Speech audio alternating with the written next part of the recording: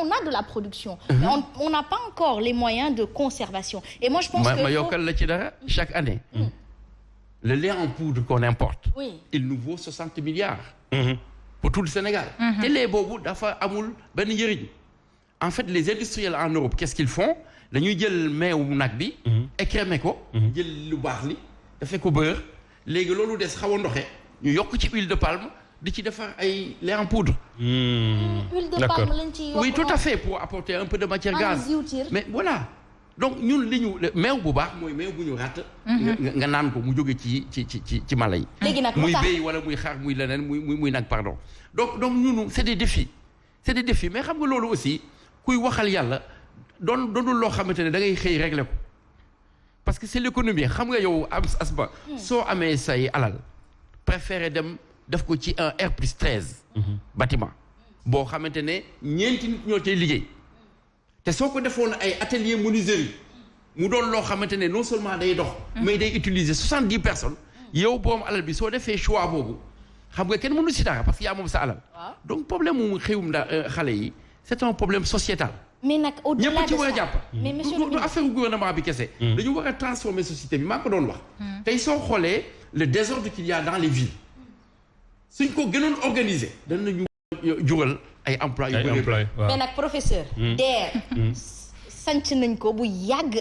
bi mu juddu. dafa juddu rek pour financer ab ndaw ñi. ab projet.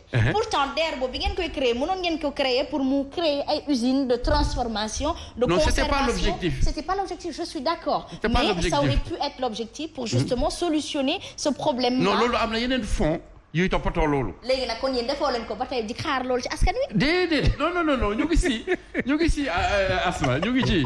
il y a beaucoup de choses dans le domaine agricole de l'agroalimentaire. les zones industrielles les zones économiques spéciales. tey demal Sandiara soo demee Sandiara avec notre ami Serigne Gueye Diop.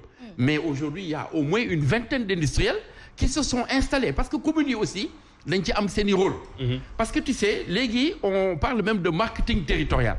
maanaam commune boo gis ak territoire boo gis yaa war a débrouiller ba am noo présenter sa territoire ak ay mesures yoo jël muy dans le foncier muy dans beaucoup de domaines dans le domaine de l'accès à l'énergie pour que nit ñi mën a ñëw installer wu exploiter richesse yi am ci sa territoire. par exemple su ma jëlee problème Sandiara. concrètement état lu muy def pour gunge une bonne pratique comme ça. oui état bi fait concrètement. non ñu ngi leen di gunge ci lu bëree bëri. ci Sénélec ba nga fa. waa douane ñu ngi fay waaj a def un centre financier.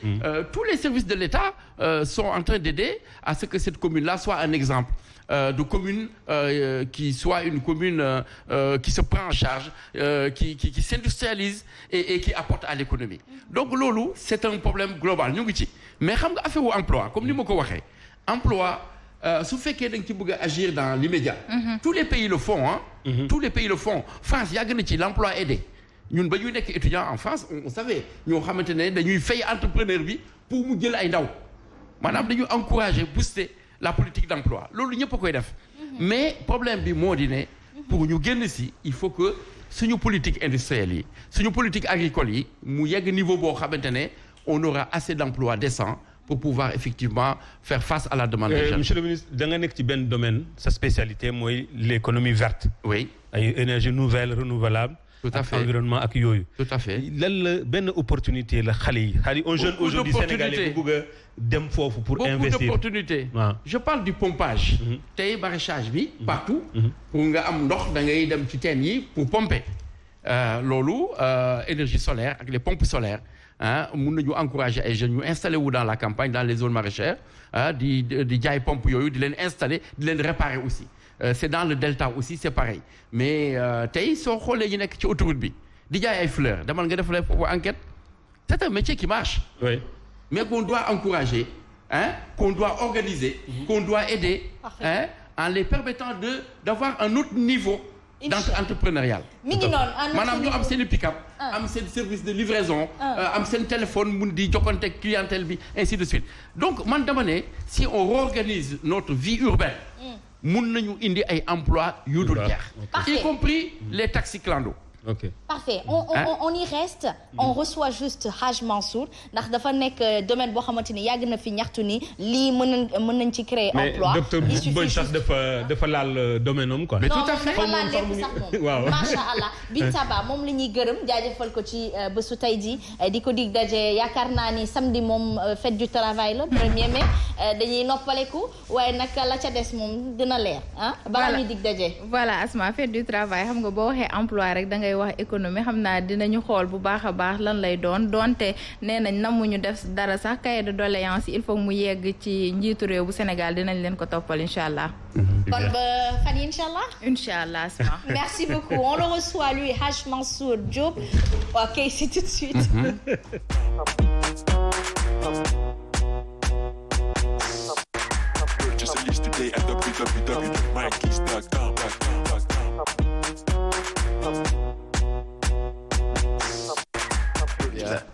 Aïcha mi ngi noonu ginnaaw lool les salamalek en coulisses ce sera autour des salamalek ah dëgg la kay suñu invité il faut que ku ñëw léegi dañu lay débrief plateau bi macha allah monsieur Coulibaly à très bientôt incha allah rabbi waaye tamit Haj Mansour maa ngi koy dalal les salamalek devant le peuple. aleykum salaam devant le peuple. maa ngi sant yàlla bu baax di la adoré. yaa ngi am jàmm. waaw. maa la raw. maa ngi laa adoré de. maa la raw man yaay sama kilifa. waaw maa ngi laa bëgg rek.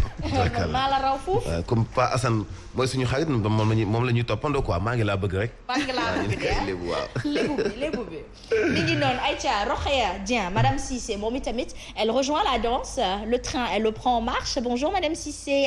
bonjour Asma nuyu naa la bu baax di nuyu ñi nekk ci plateau bi yëpp kilifa yi nga xamante ne ñoo fi toog di nuyu téléspectateurs yi nga xamante ne ñoom itamit saa su nekk ñuy seetaan suba teel du ñu tàyyi benn yoon di ñu encouragé ñoom itamit bàyyi ñu internet yi ak fépp foo xamante ne fa la waaye munti nekk di ñu seetaan.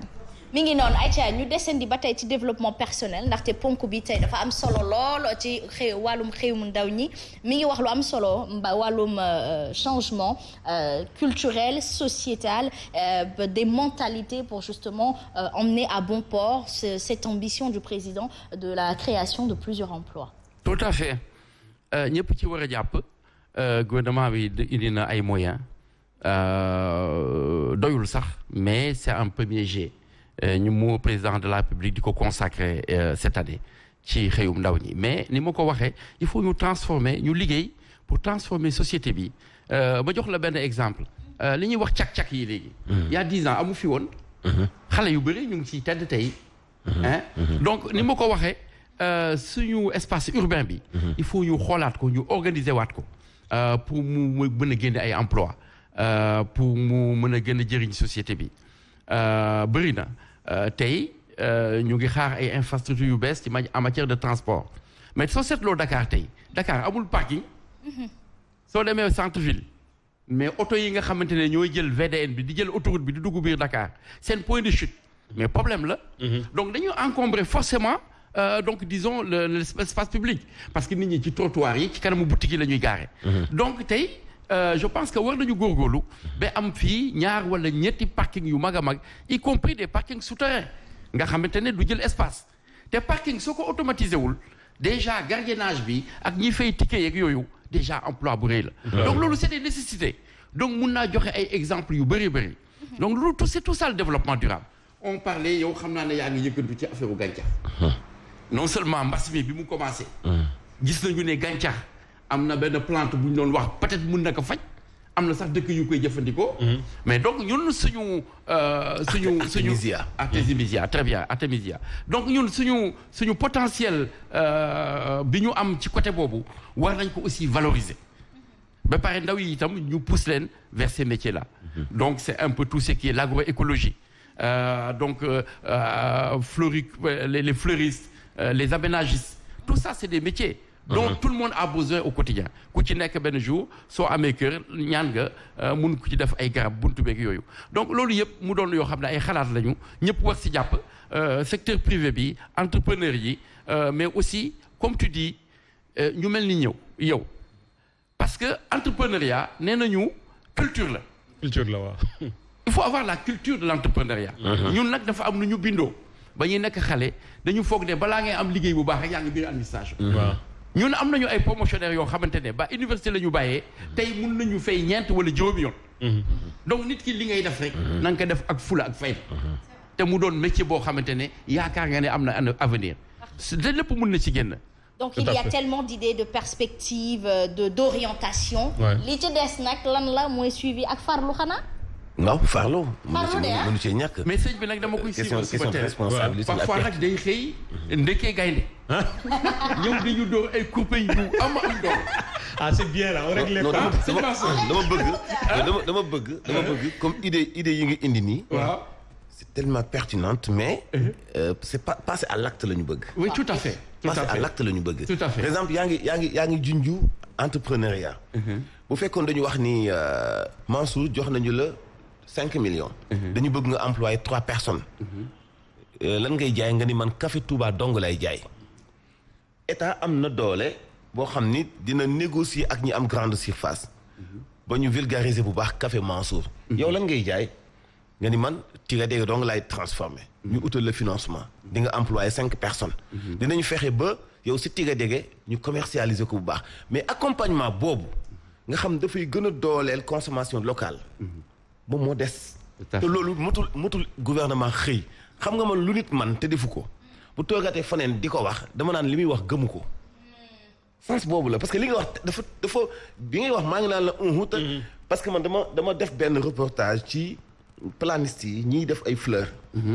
nga gis leen ak seen colka wax def naa ko fii reportage. alors que ñu ngi tiim ay milliards la ñu tiimu la ay millions bokk parce que boo demee di jënd seen pot yooyu ñuy tabax noonu kese benn ñaata lay jaar alors que am na ay garab ay cocotiers yoo xam ñu ngi koy jaay benn 150 000 am na ci sax benn buy jar 300 000. oui tout à fait ay palmiers yoo xam benn sax 300 000 damay reboiser chaque année xam naa ci dara. léegi nga def cocotier lu mu dee bu ndaw bi. yaa ngi koy jëndee ay 3500. su xawee màgg tuuti 7000 mais 15000. jëm kaw. te ñii chaque jour ñu ngi koy jënd. te xam naa ne yéen raasu njoogaan bi ngeen di jënd parce que lu bari ngeen di jënd. dafa am boo xam ne njoogaan la. voilà c'est vrai ñoo aussi am na boo xam ne njoogaan la. waaw c'est vrai. te nag keroog yaa ngi wax lu am solo. nguur gi njoogaan dong la ñuy jënd. waaw daa mel ni sëñ Wassou commencé na. mais nag keroog mi ngi doon wax lu am solo moo di que paa bi nga xamante ni demul l'école. ba mun a boole ñaari graine. daal di si jur beneen doom. ba mun fee bay pomme. kooku réew mi wala nguur gi moo ko waroon a seetaantale rek dem jëli ko. parce que da ngeen sàggan tuuti daal di mën a seetaan seen ay ndaw yu ingénieur ba nasaraan si ñëw ne leen cëpp yóbbu dem recevoir nañ fi docteur Drone koo xamante ni ingénieur la en technologie mu mën loolu li nga xamante ni moom moo di métier am di defar ay drone te xam ngeen ni secteur bu ne boo fi tudd rek drone baax na ci étude du marché bi wala étude du projet. non drone sax li mu am njëriñ dafa bëri. parce que incendie lutte contre les incendies. Surveillance des cultures. parfois dañuy am ay invasion de sauteriaux pour surveiller tout ce qui touche à l'environnement la surveillance des forêts la coupe illégale de bois loolu yëpp drone yi am na si njëriñ. mais nag soxna si li ma bëggoon wax moo di ne quand même état. dafa difficile pour mu mën à un niveau infra maanaam à chaque individu mu toppatoo loolu. ça c'est vrai il faut le dire donc ñun war nañu peut-être jéem a fexe aussi. mu am ci gox-goxaat yi des centres de développement technologique mais aussi pôle emploi et entrepreneuriat bi nga xam ne président jukki na ko jeudi bële mu dana ci am safara parce que ku ci am idée yooyu am nga interlocuteur boo xamante ne au niveau départemental mun nga dem wax ak moom. pour ñu topp la li ci des nag moo di ne ñun on est un pays en voie de développement am na yu bëri yoo xam ne sëñ Mansour tey su ma la joxoon benn direction da nga gis ne dëkk bi dooleem dafa am fu mu yem loolu aussi il faut ñu koy sóoraale du ñàkk pas-pas du ñàkk mu ne kii problème yee bëri à la fois parce que mbas bi li mu fi jaxase dafa bëri dafa jaxase réew mi dé sànq lañ ko doon wax ay espagnol suñu jógee tey Espagne ay maçon ay ferronnier di ñëw Maroc di ut liggéey nga xam ne dëkk bi moo jaxasoo loolu ñu war ko bàyyi xel mais d'accord naa ne effort bi ñun ñëpp ko war a def mooy borom alal bi muy banquier bi muy ki nekk ci quartier bi mun a coacher ay jeunes parce que loolu aussi on en a besoin ñun ñëpp ñu taxawu xam nga li tax nee nañu téeméeri sénégalais yoo jël juróom-ñaar fukk yi teg amuñu juróom benn fukk ak juróom amuñu 35 ans sur 100 personnes 70% yi amuñu 35 ans loolu mooy la nous sommes un peuple de jeunes Sénégal dëkku ndaw la loolu il faut ñu sóoraale ko pour ñu rattraper nag loolu dafa am liggéey boo xamante ne wax dëgg yàlla ku ne tey mun naa suñ la joxoon nguur gi tey nga ne suba ma réglé ko. Parfait. Non c'est pas possible. ndànk Ouais. ñuy gagner ay points di accepter aussi seen i critiques. Parfait. critiques yi daf ci baax. parce que nee nañu fas lu mu daw laaj nañu labali ko. n'est-ce pas. loolu la. donc fas bi ngeen jël taxaw ko ci kanam kon nag ku leen labali ko waru leen fas bi bu taxee ñu non critique sax waxuñ ko bañ. waaw critique dafa baax quoi mooy tax voilà ñu fi c'est ça tant que c'est positif. Parfait.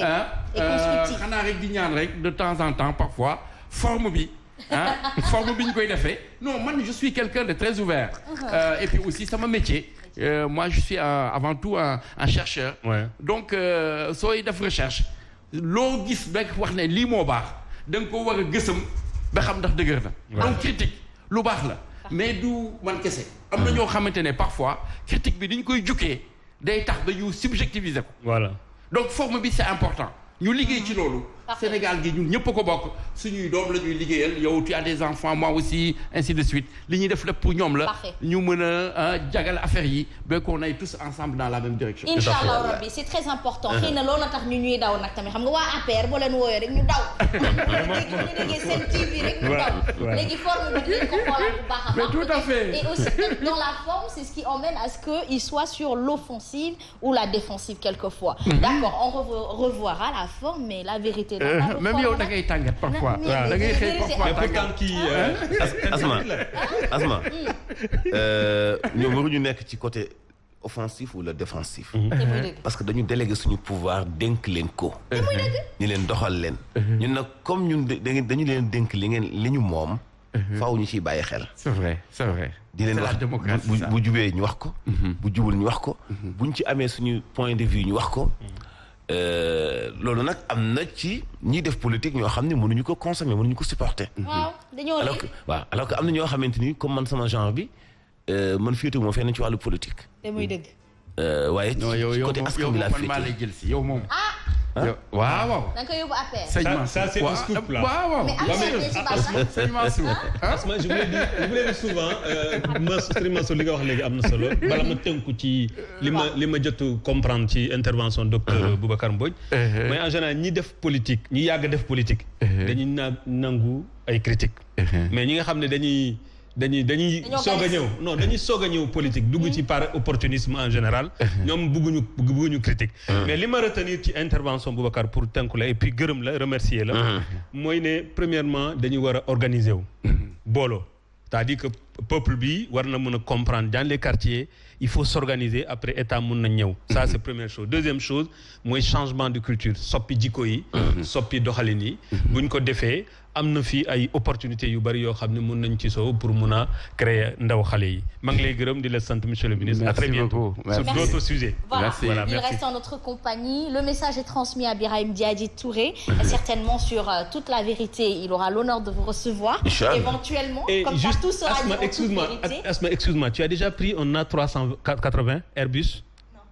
Alors, si tu prends un A380, il faut dire merci au professeur, au docteur Boubacar Mbodj, parce que ñi xalaat ñi gëstu def calcul yi pour ñu tabax avion boobu ci la bokk. donc c'est une fierté pour le Sénégal. mi ngi noonu moo tax ñu war a jàngal bu dee leen gane si politique bu rafet bi politique bu rafet bi mooy tax xëy na tamit nit ki buy ñëw vers toi dina am les formes qu'il faut mais des fois dañ leen di dénk suñu alal suñu askan dénk leen suñu bopp itam te gis na ni mais excusez-moi du terme mais c'est du vrai sabotage quelquefois. mais Asma foo jàngee lii yëpp Asma foo jàngee lii yëpp non mais c'est vrai Hadj Mansour Madame Cissé c'est tellement vrai.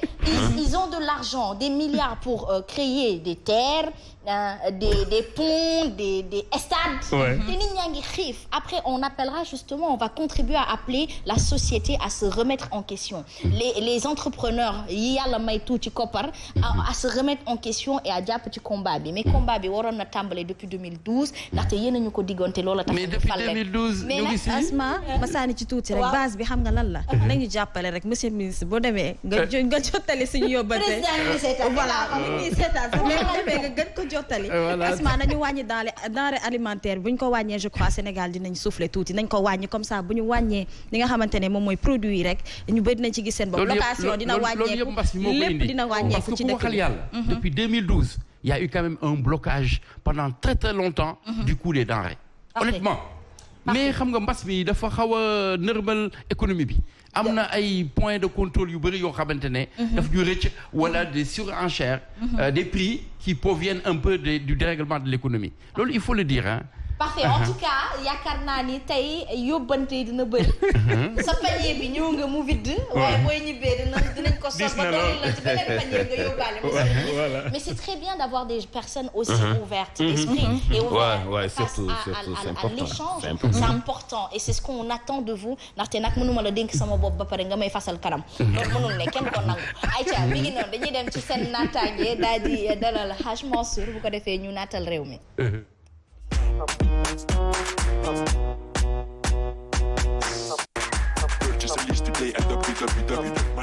ok accompagné ñun ñaar. ñoo mbaa jubóo ngeen nag yéen jubóo ngeen de madame Cissé ak baab nga ko. baab naa ko nii la. mbaa takku dënn bi duuf na. joxuma dara. nee naa ko dara. Asma nee naa ko dama nangu xaw ma sax lu tax ma nangu dama gëlëm. dama ko gisul woon moo tax. Cissé mu baax mii. ñu dénkal Rokhaya mu baax mii. joxuma dara. wërsëg la rek jabar wërsëg. mais bu dul moom monsieur Cissé dina ma jox takku dënn kan. waaw bu ñëwee. bu ñëwee mbas mi ay lay la rek sutura si moom moo ko wax. yëkkati teg ko ci kaw taabal ji. waaye fii moom épice la ñuy teg ko ci kaw taabal ji si digg bi. yow kii dafa bëri kersa. kii ni mu bëri kersa nag moom mooy nan. ça c'est la citronnelle. C'est agréable. teg ko si digg bi. citronnelle dañuy wax gungun non. dafa bëri kersa. gun bi mu nga nële. ah ça sent tellement bon santé. C'est vrai. Ah oui, franchement. Ça, c'est du thym. Ouais, c'est sûr. C'est un ramarin. Ouais. Alors ça, non, docteur mu gën naa ko quoi. li ñu xeex kii nii est-ce que du dëggu koor. D'accord. Non. Alors, avant que vous ne commenciez, je voulais déjà commencer par la cosmétique. OK. Qui est un secteur où on peut générer beaucoup d'emplois. Mais il faut un peu plus de technologie. Je parle des huiles essentielles. mooy yi jël ci. Voilà lii xam nga am na odeur bu muy génne. am na noo koy toggee. am na diw. Voilà c'est ça. bi diw bi nga génne ko non seulement cosmétique am na entreprise yoo xamante ne. dañ ko soxla. mais am na ay senteurs yoo xamante ne sax ñu ngi si suñu biir àll bi parfumier suñ ko gisee. dañ koy jënd mu am valeur. Je donne l'exemple de santang garabu santang xam ngeen ko. santang te maire yi di ko def cuuraay. cuuraay muy dàq yoo àll bi. donc soo ci kii écorce bi mun nga ci génne ay huiles essentielles ak plante yi mu indi en même temps. voilà am na dakande ak yeneen. donc comme je disais tout à l'heure potentiel bi mu ngi fi. mais il faut ñu gën a liggéey gën a gestu gën a aussi indi technologie ci secteur yu bëri pour permettre leen ñu atteindre un certain niveau. voilà sëñ Mansour. c'est important c'est important non mais docteur moom. xam naa bu ñu doon bokk ay jotaay duñu jiyoo loolu bëri. tout à fait da ngeen bokk xalaat dañu bokk xalaat dañu bokk xalaat. peut-être des petits déjeuners Lyon. day am bés yoo xam ne ngay ndekkee. voilà. ayca mi ngi noonu kon Rokhaya yaa koy introduire ginnaaw bi nga xamante ne nag l'honneur aux dames à ce présent yii nii nga indi pour ndekki la pour cosmétique bi monsieur le ministre wax la wala pour safal ceeb tin la. fànn yi ñu ko war a mën a utiliser dafa bëri Asma voilà mu ngi noonu yëpp nag ñu dalal monsieur le ministre et de l'élevage nga xamante ne mooy Mansour Diop ñoo ko fal fii ci plateau bi l'agriculture et de l'élevage voilà foofu de yii nii tas ko waaye li fii li xeeñ neex na de mbaa dogul koor rek voilà waaw ñaari bot la waaw boobu basilic la voilà benn ma xool bi lantana la lantana am na jasmine bee jasmine la jasmine xam nga ku nekk jasmine MD yow jasmine seen xëytu nga ko bu nekk parfum mu nekk parfum bu am solo voilà tout à fait bi ça sent beaucoup noonu la bii mooy ban jasmine la jasmine bi noonu la neexee ci donc lii xeeñ ci biir am na ay procédés yoo xamante ne mun nga ko génne huile bi concentré ko noonu la neexee ci utiliser ko pour parfum pour yeneen am na solo lool nga ne baax na ci lépp maanaam ci cin ci diw ci baax na ci cin mun na bëri ay togg yoo xam daf ciy dem ginaar moom li moo ci dàq waaw temps bi mi ngi tudd thym romarin romarin soo demee supermarché tey nga dem si rayon épices nga xool boîte bi toll nii thym ñaata lay jar ça coûte cher voilà alors que man fexe naa ba sama kër yëpp am na yëpp sama kër laa ko daggee ok amu ci dara lu ma jëggaani te lu ma ci indi sax matul mu wàcc bi. parce que utal naa ko benn plante boo xam ne foofu lay développer ndànk-ndànk nga koy consommer. pépinière quoi. nga koy consommer yu yaatu. mën naa ci am na quantité yu yaatu. nga koy consommer mais ngay jàngalaale say doom. xam nga àdduna dafa am solo du ma am kersa nettali ko. parce que dafa am solo ci wàllu économique. bi may soog a dëkk foofu noonu. démb melul ni tey.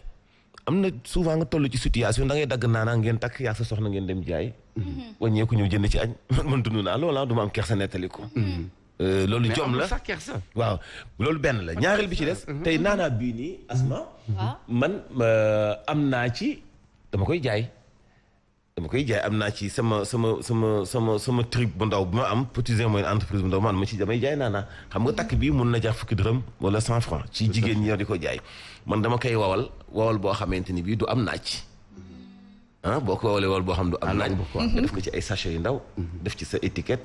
après tëj ko ak machine yooyu nga xam ne moom mooy lakk toile yi fàtte naa nu mu tudd nga xam dafay nekk sa benn business boo xam ni yow yaa koy donc jeune bu ne yow mi nekk xale. mën nga ci am entreprise parce que boo jëndee njëgu 5000 francs ak sachet yi ngay jaay après ñu koy toggee ataaya ci boutique yi dañ koy jaay mën nga ci 5000 bu nekk mën na la indi 50000. na la permettre nga taxawal entreprise na la taxawal nga am sa labelu bopp sa marque bopp. mais épice nag bu ñu ko waxee de façon globale comme yii yëpp dafay am base c'est-à-dire que dañu naan épice bi poobar moo ci moo ci ëpp doole mooy dominante bi nga yokkaat ci poivre noir moo ci jëkk nga yokkaat ci yeneen ak yeneen pour mu saf ingrédients yokku wala ñu ni kaani moom mooy jëkk moom mooy dominer nga yokkaat ci lii ak lii ak lii par exemple am na yoo xam ne mënut a ànd ak kaani. mais mën na ànd ak xawam polle. par exemple jasmine bi mën na ànd ak xawam polle mun na dem ci ginaar. am na ay benn jën yu mu mën a dem mais ci côté santé aussi li muy faj dafa bëri citronnelle la même chose. citronnelle bii nii. day dàq yow aussi. waaw voilà day dàq yow. kër gu bëri citronnelle yow du fa traîner. man nawet moom lay dàq yow. d'ailleurs sax am na ay produits pharmacie. yoo xam ne sooy dem ci àll bi moom ngay diwoo. c'est à base de citronnelle. ah oui. voilà donc li ngay wax nii ci maraîchage. ba madame Cissé yor nag. mu ngi tudd lantana. boobu nag jotu mu nga xam. waaw lantana li muy faj dafa bëri moom nii donc ba mu des doom boobu ngay gis noonu dafa xaw a toxique. ok. doom bii nii. waaw dafa xaw a toxique. maanaam kenn du ko lekk. mais gis nga ni mu jigéentu ak xob bi mais doom bi boo gisee li tax ma bàyyi ko ci parce que doom bi dafa mel ni fleur rose dafa rafet. donc décoration la mais boo téyee xob bi nga xool ko moom dafa baax ci mën na togg jën. mën na togg boo ko boolee ak kaani bu la neex je ne sais pas wala nga def ci poobar wala nga def ci xawam polle wala nga def ci gingembre moom la jinjeer la gën a àndal.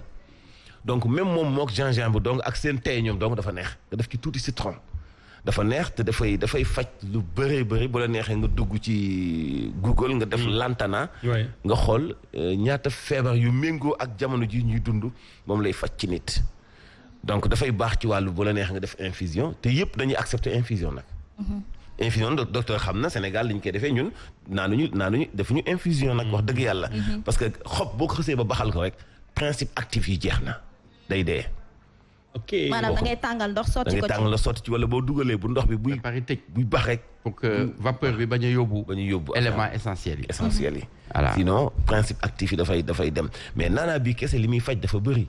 ci côté yëpp nag ci médecine moderne.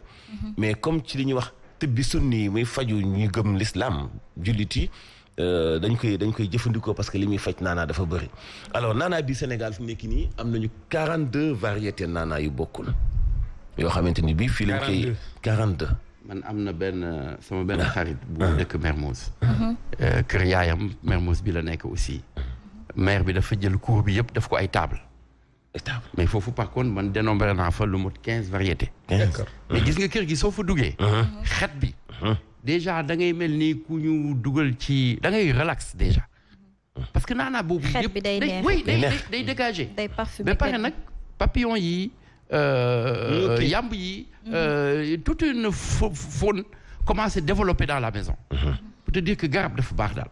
te loolu day indi oxygène pureté de l'air. tout à fait. surtout ci suñu ville yi nga xamante ni lu mel ni Dakar pollution bi dafa bëri. lii nii daf ciy baax. kon nag ginnaaw mën na safal cin mën na ci wérgu yaram lool. mën na itam nekk utukaayu xaalis. mais bien sûr. voilà foofu laa lay wax parce que jasmine bii nii. bariwul Sénégal. ñi ko am ak néew xamuñu valeur bi mu am. waaw te moo gën a neex naana moo ko lantana benn. kon bu ñu koy jaay mooy gën a cher ci marché bi ndax moo gën a raar. mooy gën a cher. léegi ku ko bëgg a planter sa kër fan ngay amee kii yi produit. am na fii ci Dakar man boo gisee ko bëgg mu ñëw ma jaay ko. man maa ngi nii bëgg naa si mais yow danga may may doo ma jaay. docteur ma lay jaay affaire bi ne. ñoo ko yor. docteur xam nga monsieur le ministre sànq. lii boo demee tey boo duggee fii exclusif nga laajte ñaata nga seet pour bu tuuti ñaata lay jaar. c'est ça. dafa cher parce que lii dafa neex ci grillade. quand tu fais une grillade. tu fais ça sans le thym. tu fais une autre grillade tu mets du thym. da ngay gis ni muy changer texture u poisson. roxee ni ñu nañ ko xaaj de. waaw dañ koy bokk bàyyi ma ak yow. dañ koy bokk si rek bëgg lu baax. temps nag dafa bëri ay façon nag. bii romarin la am na beneen bu gën a sew xob. am na bu xaw a gën a dijji bi xob. bari na ay variétés yu ci am moom itam. dafa bëri ay mais variétés méthode de conservation aussi il faut que ñu wax ci.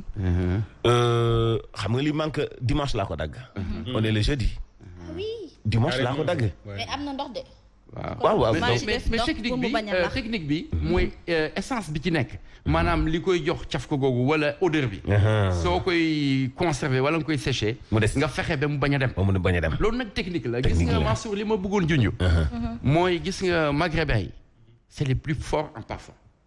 Est-ce que vous savez que toutes les grandes marques de parfum, genre Guerlain, ñu ci bëri d'abord soo demee seen labo yi c'est des Marocains, des Algériens et des Tunisiens. Mais soo demee Maroc ak Tunisie ci mbedd mi ngay gis des senteurs de rose pures sous forme d'huile lu koy jaay ci mbedd mi dañu am culture boobu. Donc war nañu fexe am ay jeunes yu ñu organiser yóbbu leen foofu ñu xool les méthodes de distillation. tàggat leen ci loolu. ñu mën a utiliser. c'est important peut-être aussi école yi def chimie quoi. ñu tàggat leen ci loolu pour suñu potentiel bi ñu am ci suñu àll bi. ñu am ay parfum yu bees sax suñu ci génne. dëgg la président am na conseil yu mel nii. absolument. waaw tax dëkk bi doxagul. non man. conseil yu mel nii ba pare dëkk bi doxagul. loolu jar na laaj. loolu jar na laaj. tu as posé une bonne question. lantana boobu loolu jar na laaj jox ma ci benn xob nga xool. jox la benn xob.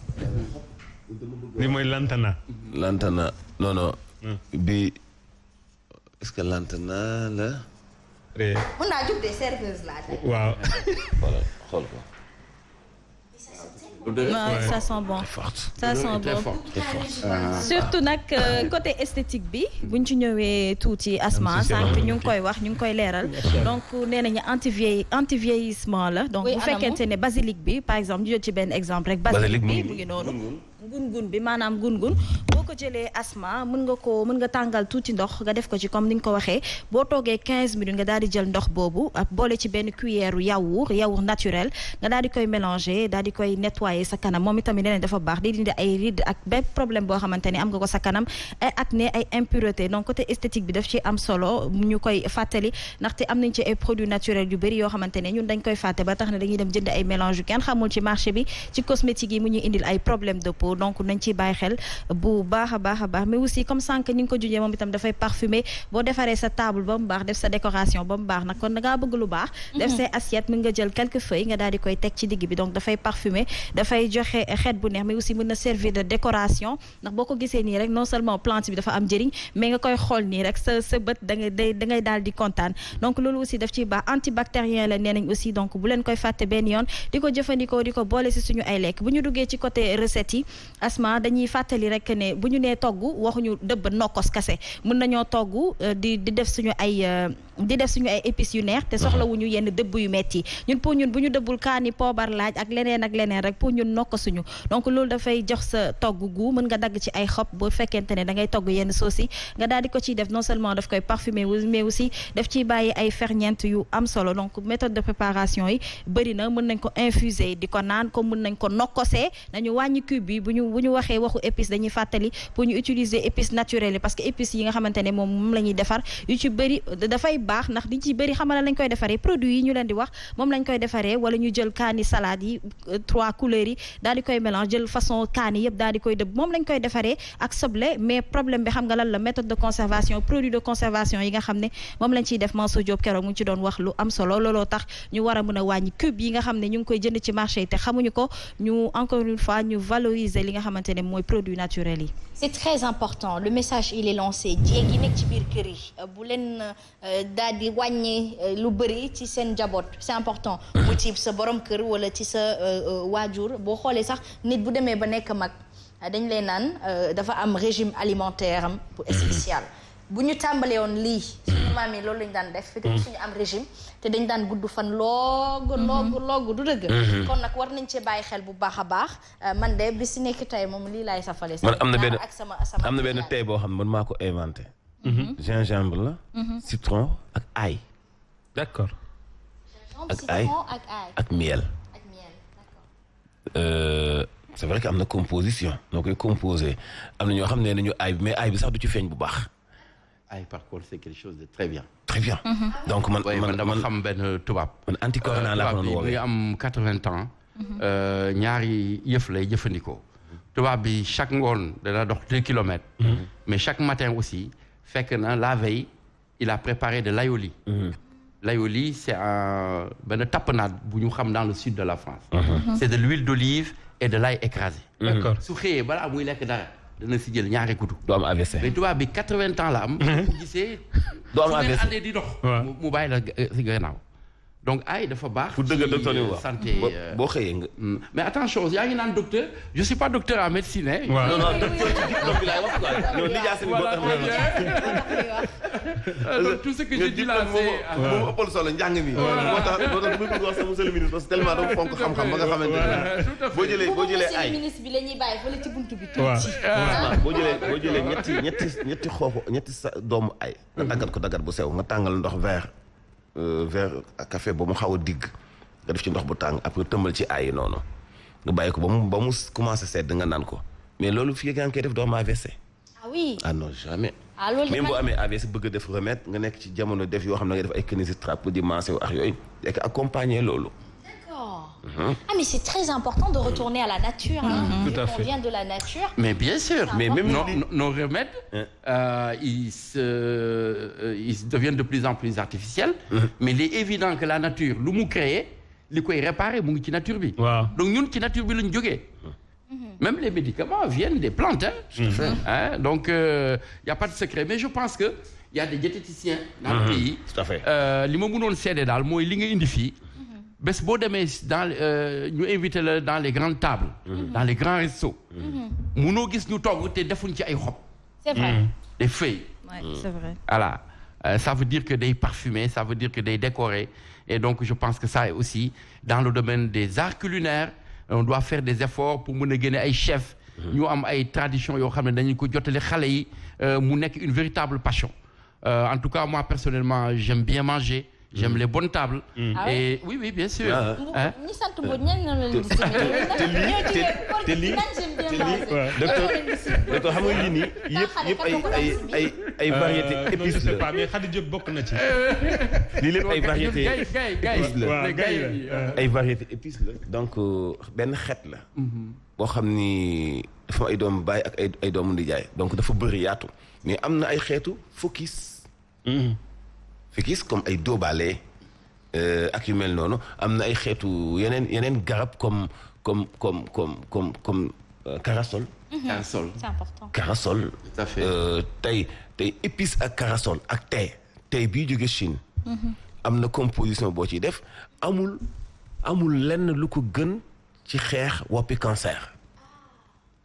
amul lu ko gën parce que fi mu yem foofu lay yem te wopp moom bu développé wul rek yomba xeex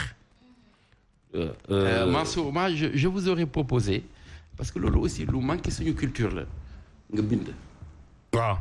même si c'est un livre de 30 pages 40 pages. ki may formé ki nga xam moom moo may formé di ma jàngal yi. muy ci bind benn livre sëñ Gora Seye. incha allah dina génn du yàgg 3 mois. ci ay émissions yi ñu doon def man ak moom. mu jël ko transcrire ko yokkaat ci ay gëstoom. ku doy waar ci wàllu gëstu. yoo xamante ni bi dina ci expliquer alom. ñu def ko suuf ñu bind ko wopp yu gën a sonal wopp yu gën a sonal suñu ay doom Alzheimer nga xam ne ngay say et cetera wala nga gaaw a fàtte gaaw a naax mais am na benn secret bu ma ci waxoon ci wàllu xobu alom nga koy def infusion non seulement dafa neex mais man loolu dama ko essayé ci man ak sama waajur nga gis ci lu doy waar. comme nga gaaw a fàtte nii. wax la ni lépp mu ngi suñu nature bi mais épices yi daal comme moom mënuñ fi indi docteur yi daal moom mu ngi nii. en tout cas doo togg lu neex te defoo ko ci. bu nekk mën naa faj affaire madame Cissé doon na wax wàllu côté taar tuuti. xam naa dinañ ci ñëwaat parce que ngunu bële ak ay acide hyaluronique yi nga xam ne day anti vieillissement la. mu ngi ci affaire yi. mais Asma Dio bi tey c'est choquant. waaye dañoo jubóo dee tar. Aïcha en tout cas merci beaucoup madame Cissé li nga fi indi am na solo. merci beaucoup yaakaar naa ni monsieur Cissé xelam gën na dalati. waaw mi ngi noonu merci beaucoup à vous juumul benn yoon sànniwul benn yoon xaalisam. déedéet waaw mi ngi noonu jar na ko. Asma naanaay daal du pour ataaya kese. pour lépp la day safal day neexal baax na ci dessert baax na ci plat baax na ci thé. merci beaucoup Mansour merci beaucoup ci sa disponibilité. waaw bu ñu wàccee. wax la yeneen astuce. ok ci lii. waaw ci lii astuce jigéen nag. waaw ñu ko fi wax weeru koor lañ tolluwaay. waaw merci beaucoup. dafa baax de ci lépp lépp de lépp. mi ngi noonu daal junj daal doy na borom xel boo leen bëggee junj bi ngeen jot si dañ leen jege seen naataange mii bu ko defee bés bu ne rek dina leen waxu suuf am na waxu kaw am na malheureusement waxu su lii waxu suuf la dañ koy garder pour nous. merci beaucoup en tout cas professeur Tombakha. merci beaucoup. mais man vraiment bu ngeen may invité ci ñoo xam ne bu ngeen di invité ci ñoo xam ne dañu ne ci politique di leen moo invité lu mel ni ñoom docteur ñoo xam nañu li may wax quoi. ñi nga xam ne xam nañu li may wax daal. xam nga émission bi dafa xaw a gàtt. ñu dugg ji xuus. ci yenn solution yi dafa bëri ci ay genn wàllu kaw ñoo xam ñu dara mën na ñu confier leen affaire yi mais yow moom vraiment. Merci. Voilà. Merci monsieur le ministre de nous avoir tenu compagnie tout au long de cette journée. On espère que justement liñ leen fi wax ça va arriver à bon port. Le président Macky Sall xel dal na léegi kon kenn mënatul wax ni dafa wéet. ndaxte bu amee ministre conseiller bu am xam-xam bu toll nii ba pare humble yaakaar naa ni président kon mbir mi bu doxulee war nañ xoolaat feneen waaye dootul ci àndoom yi wala àndandoom yi du dëgg kon nag dañ ci bàyyi xel bu baax a baax émission bi fii lañ koy ndar keppe pour la journée d'aujourd'hui gàtt na gàttul waaye lu dul ci nag li xajul ci cin li monsieur le ministre. tout à fait du dëgg dañ moo tax ñu koy war a saam nag nañ ko saam rek ba mu mat du dëgg. tout à fait Aïcha mi ngi noonu merci beaucoup à vous. Merci à l'équipe technique pour la journée d'aujourd'hui. On se donne rendez-vous demain pour une autre édition de Subatel. En attendant, le programme se poursuit sur la chaîne leader waxtaanee ko dafay ñëw ànd ceeg Mantoulaye et toute sa team ginnaaw loolu nag xam ngeen ni tamit xibaar yu diggu bëccëg dina ñëw Zik FM aussi mi ngi continuer di woyal ay programme am fu leen neex ngeen seetaan mbaa ngeen déglu bu ko defee rek xam ngeen ni fii mooy biir këru askan wi ginnaaw bi mu nekkee télé askan wi ba ëllëg incha allah. Just a list today at www.mykeys.com.